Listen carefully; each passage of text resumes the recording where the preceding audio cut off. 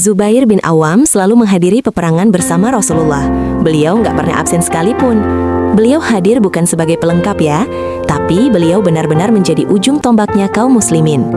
Bahkan, para sahabat sampai mengatakan, kekuatan pasukan muslimin waktu itu ada di 3 orang. Orang itu adalah Hamzah bin Abdul Muthalib, Ali bin Abi Thalib, dan Zubair bin Awam. Selain terkenal dengan keberaniannya, Zubair juga selalu menjaga penampilannya saat mau berperang. Di Perang Badar misalnya, beliau tampil menggunakan imamah berwarna kuning dengan memakai pakaian yang begitu rapi dan bersih. Bahkan dalam riwayat disampaikan, saking rapinya Zubair ini, sampai-sampai malaikat Jibril menjelma menjadi dirinya saat beliau turun membantu kaum muslimin di Perang Badar. Di Perang Badar ini, Zubair berhasil ngebunuh salah seorang tokoh Quraisy yang terkenal dengan kehebatannya dalam berperang.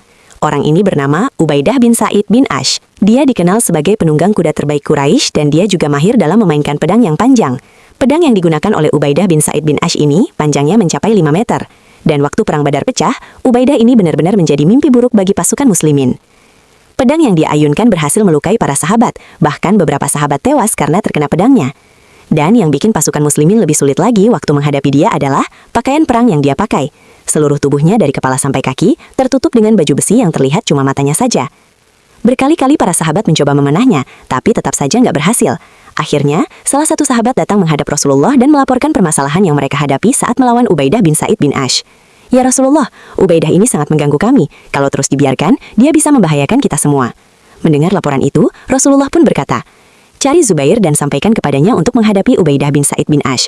Begitu informasi itu sampai kepada Zubair, ia pun langsung pergi untuk menghadapi Ubaidah bin Sa'id bin Ash.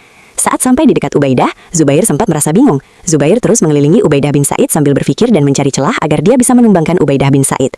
Waktu Zubair sedang mengitari Ubaidah bin Sa'id, satu-satunya celah yang beliau dapati hanya di antara kedua matanya, tepat di karet sambungan topeng besi tersebut. Gak ada satupun celah yang bisa beliau manfaatkan kecuali hanya di tempat itu. Begitu Zubair melihat celah itu, beliau langsung loncat dari kudanya, lalu menancapkan tombaknya, tepat di antara kedua mata Ubaidah bin Sa'id.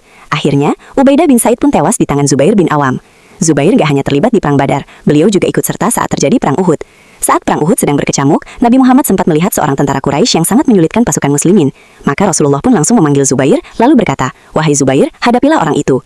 Jadi setiap kali para sahabat mengalami kesulitan saat menghadapi musuhnya, Rasulullah selalu memilih seseorang yang paling berani di antara mereka, lalu menyuruhnya untuk menghadapi musuh yang menyulitkan itu. Dan orang yang paling sering dipilih oleh Rasulullah adalah Zubair bin Awam. Begitu Zubair mendengar perintah Rasulullah, beliau tidak pakai nunggu, beliau langsung memacu kudanya, lalu menyerang ke arah orang tersebut. Saat Zubair berada di belakang orang itu, beliau pun berdiri di atas kudanya yang sedang berlari, lalu meloncat ke arah orang itu, sehingga membuat musuh tersebut jatuh ke tanah. Dan tidak lama kemudian, Zubair pun berhasil membunuhnya.